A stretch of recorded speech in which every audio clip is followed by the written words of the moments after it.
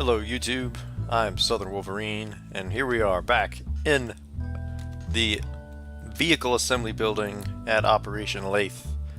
This is episode 18, and this is the Dres Transfer Engine Mark 1. So see, buried in the center here is the actual vehicle, sort of along the lines of the Dres transfer vehicle, although larger as we're going farther. And I'm totally over-engineering this. We've got lots and lots of fuel. We actually have 4 fuel towers and larger fuel towers instead of the 3 that were on the Dres version. This will also have a lighter lander attached underneath it, because Dres is slightly smaller than the Moon. So this vehicle should have more than enough fuel to get to Dres and back.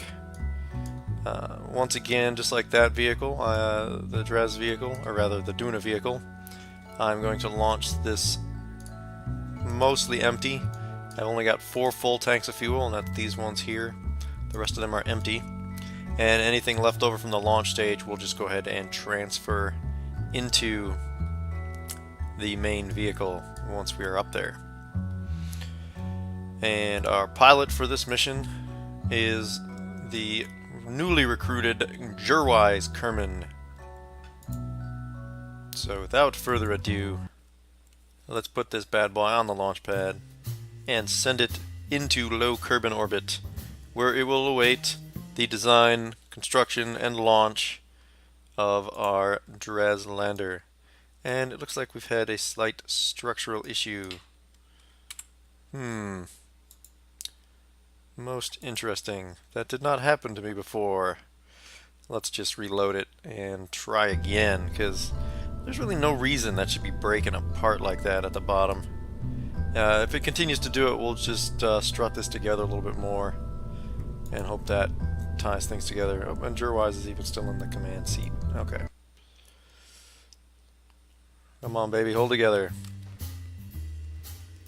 That's the Kerbal Space Program Kraken, as it's become known. Ooh, alright.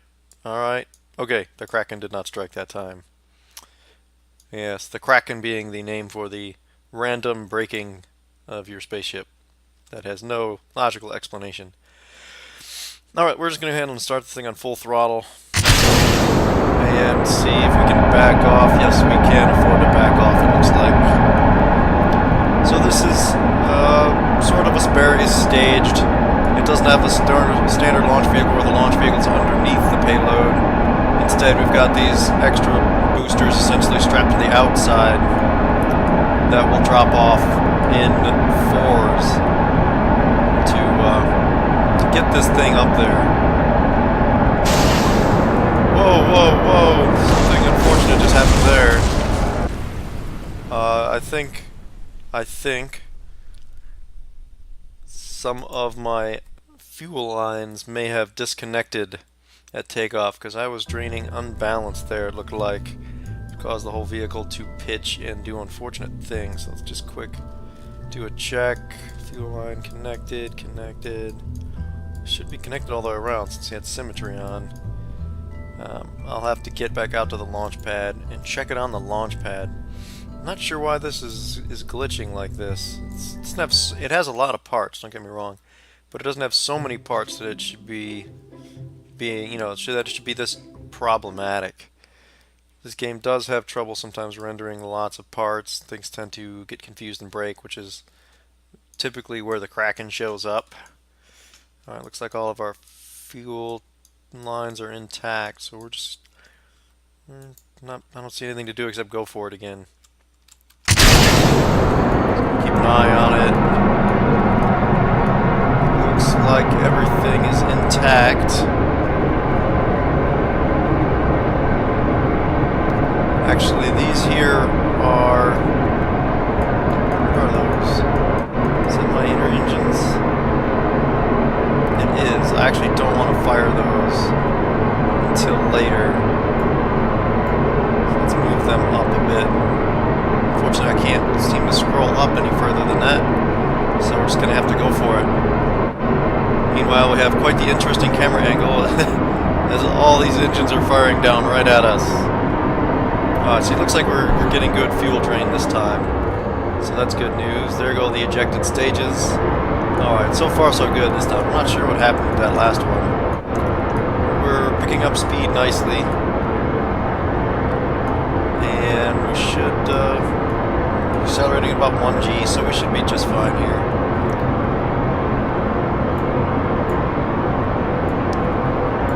I don't really want to fire those, center engines just yet.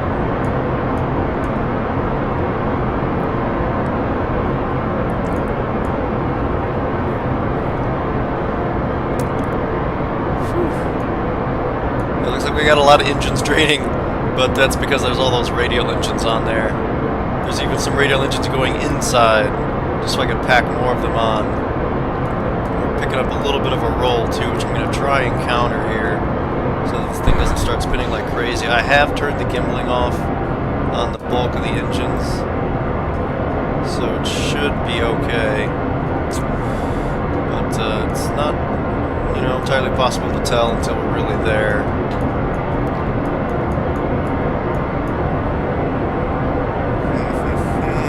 Da-da-da-da! Alright, let's start our gravity turn.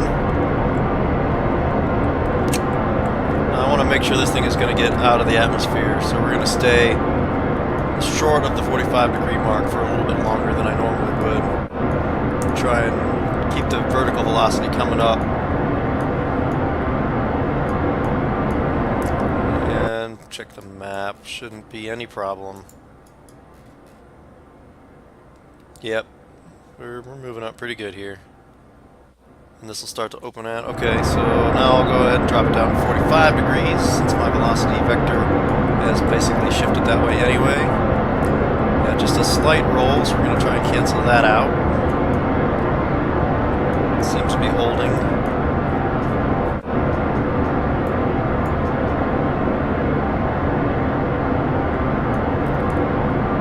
Seems to be holding. Not a whole lot to see when you're on the dark side of Kerbal like this. We're just going to go with it. Alright, so that's going to light those engines up. We're going to throw those overboard. I didn't really mean to stage it that way, but what the heck, we'll go with it. See, now we're starting to pick up some rotation. I'm trying to fight this, and it is not canceling. Might have to actually reduce throttle just a bit to keep those nukes from overheating. Whatever, we'll just live with this roll until we get into orbit. As long as it doesn't get out of control and start going really fast on us, we shouldn't suffer any structural failures just from the spinning. Now if it gets going super fast, and if it starts doing a rotation every, 2 seconds or something, we're going to start to take on some extra stresses that we don't really want to deal with. See, this is the problem with having all these engines, is I actually can't scroll up any further than this, so I can't actually see my stages, which is a little frustrating. When I get the large mainsail engines unlocked, I'll be able to get more thrust in this, if anything, with a lot fewer engines to clog up my window over here. The spinning does make it awfully hard to maneuver down to the horizontal, so I'm going to cut this throttle way down and see if that doesn't help stabilize things a little bit. Alright, now back the throttle up. Still spinning. Damn you, sir. Stop the spinning. Whatever. Seems to be not building anymore anyway. Perhaps I should have just disabled gimbaling on all the engines.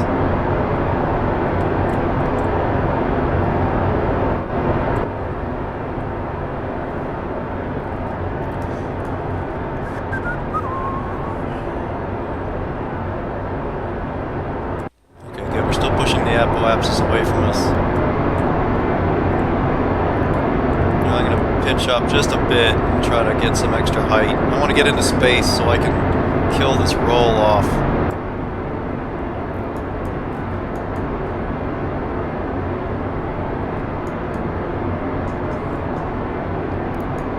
So I want to get out to probably 100 to 110, something like that. Whatever, 130. That's fine.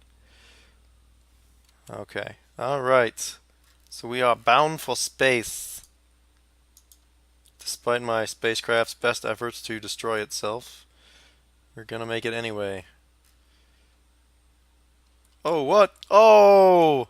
Oh, no. The Kraken strikes again. Oh, that is most unfortunate. Damn, that was the center space vehicle, too. Rats! Rats, I say! Ah, that's really annoying. Yeah, that physical time acceleration, that in-atmosphere time acceleration is even worse than normal time acceleration for causing things to break. Damn, I was hoping just a booster broke off. I could have lived with that, but yeah, this is trashed. This is useless to me now. Alright, well, I think what I'll do is, you've seen it, I think I will go and off camera get this thing into orbit, or into space at least, and then continue from there. So I will catch up with you guys in just a minute. Okay, and we're back. We have temporarily, at least, escaped the clutches of the Kraken and gotten this into orbit, and we are moving up to our orbital insertion burn here to circularize the orbit. And hopefully we can evade the deadly sea monster for a little bit longer.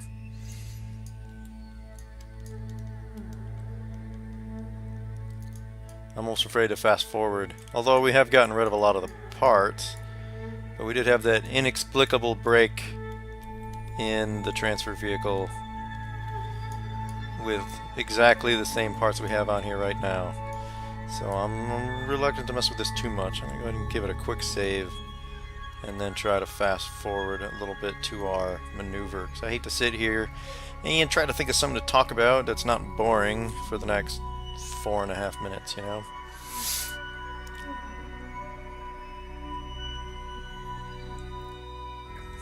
Okay. Getting there. And we even came out into the sun.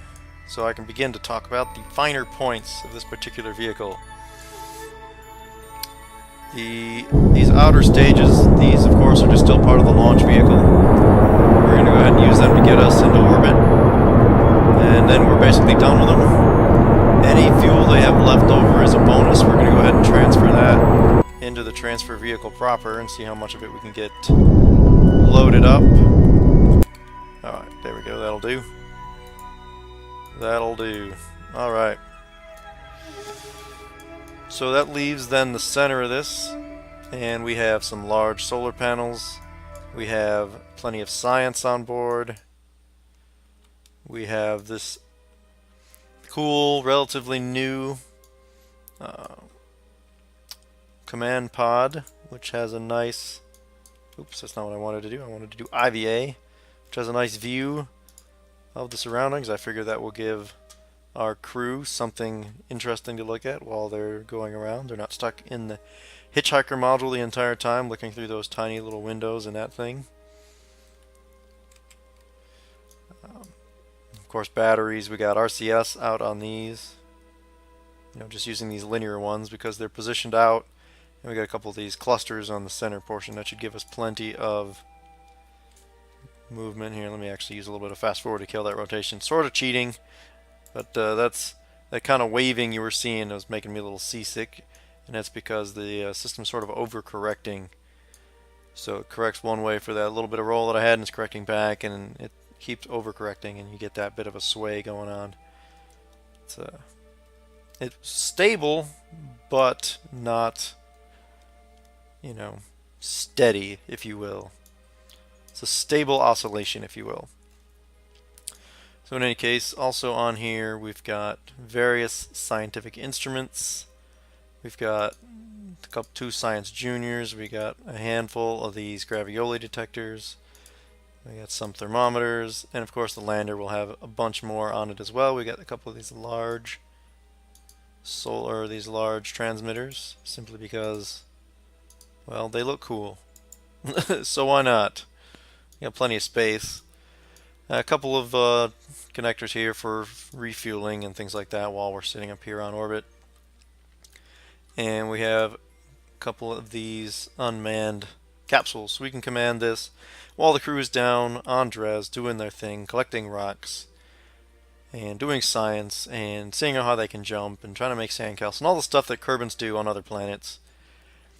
And these are really only here just to keep this steady while we're sitting in orbit. Otherwise, them being off-center might be a bit of a problem, so you'd be trying to control from here and your weight's all over here.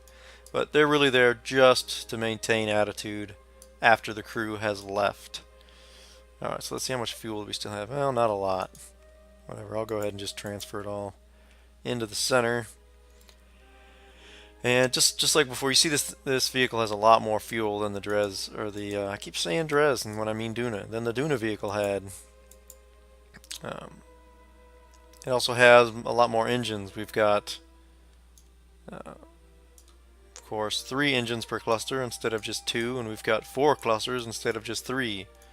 So it's a much more powerful vehicle, which will hopefully have a lot more endurance. If anything, I expect that this is complete overkill, and we'll have plenty of fuel left over, but I'd rather have that than not enough fuel and getting stranded partway back. It's a shame to do a mission that takes you 4 or 5 hours or something to do, only to find out that, hey, I don't have enough fuel to complete it.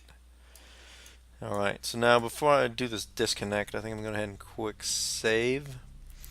Because I'm a little bit concerned about this. We're ejecting these from off-center. The center of mass of this, these boosters is somewhere down here thanks to the engine being heavy and all these being empty.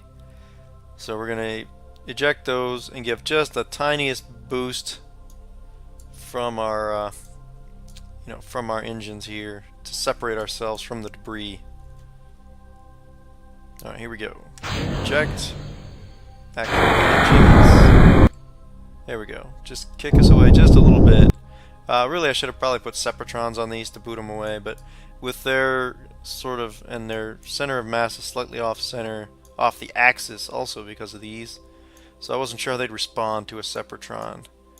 In any case, this should get us out. I can go and manually destroy these, assuming, that of course my Kerbals were smart enough to plant C4 on these to destroy them or something. Although then it seems like I just have a shower of small debris. But in any case, we're not going to worry too much about that. Should we worry about it? Maybe. We'll find out if debris hits it. Then we'll know that we should have worried about it. But as before, we've got a central set of tanks feeding all the outer tanks with all these nuclear engines on them, atomic engines. We've got a hitchhiker module so that our crew can travel in style. And, several tanks of monopropellant. And I think we're going to go ahead and use some now since this thing is pretty ponderous, even without a full load of fuel. Not a lot of capsule torque. Perhaps I should take advantage. I should have put a couple of those large SAS modules on here.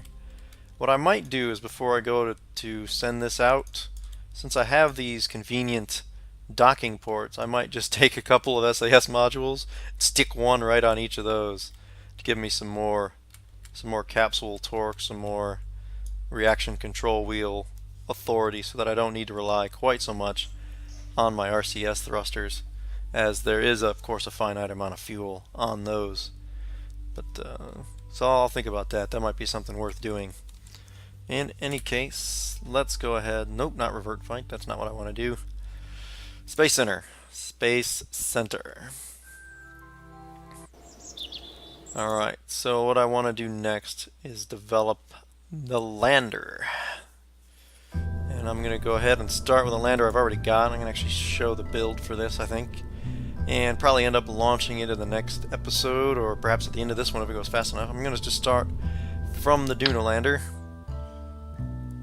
And there's going to be things on here we don't need, so we're going to be able to take them off. And we won't need nearly as much stuff on here as we have.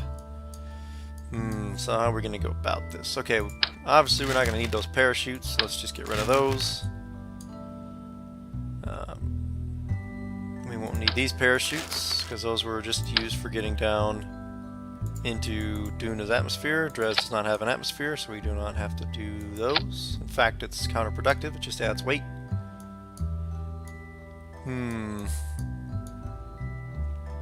It's the simplest possible way I can do this. Okay. You know what? I changed my mind. I think I'm going to go off camera and design a two-person lander so I can send both of our new guys over to Dres, and that will be my plan. So we'll come up with something entirely different. We can still make a pretty lightweight lander that will be capable of landing on Dres and returning. So I will be back in just a moment. Alright, so here we have it. Now showing off this season's latest line of landers, we have Bill and Jebediah Kerman. Of course, let's get the solar panels out there. We got landing gear here. We have lights for seeing the ground as we approach. Very useful thing that. We also have a light here to facilitate docking if we have to dock on the dark side of Dres. We have batteries. We have a Science Junior materials bay. We have a disconnect so that when we come to return to Kerbal, we can throw it overboard and just return with this portion, because of course by then we'll have discarded this section as well, after of course we collect the science and bring it back into the capsule with the crew. We have two mystery goo containers, and opposite them we have two monopropellant tanks to power the RCS thrusters. We have scientific instruments studded all across the top of the lander. We have our communications array there, and at the bottom we have the landing gear, the mobility enhancer, and the Poodle engine will provide the power for our descent. That's pretty much it. This is fairly simple. With the gravity situation on Dres, it's actually lower than the moon. And we can start nice and close because we can get the space vehicle, the transfer vehicle, in nice and low before we detach this. I think this, regular half fuel tank should be more than enough fuel to get us down and back. The only thing that I might do, looking at it here now, is take these gear and shift them down as far as I can get them on here, just to try to keep this from contacting the ground, which would be most unfortunate if that hit the ground and was damaged.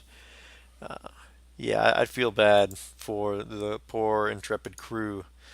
Granted, these struts are compressing more here on Kerbal than they will on Dres, and I don't really want to lock. I could lock the suspension, but I don't really want to do that because it seems like that would be a great way to transfer shock up into the vehicle and destroy it, or at least knock the landing gear off. So I'll do that before we launch it. And in the next episode, I'm going to go ahead and put the crew on board. There will be one more crew member, our other new guy, whose name escapes me at the moment. He will go and join the Dres interplanetary vehicle. We'll dock this up and then refuel, and all that will be in the next episode, and we will get started on our way to Dres. Okay, so once again, thank you for watching. If you liked the video, please do like the video, comment, and subscribe. I am Southern Wolverine here on the launch pad at Kerbal Space Center with Bill and Jebediah Kerman, wishing all of you a good day.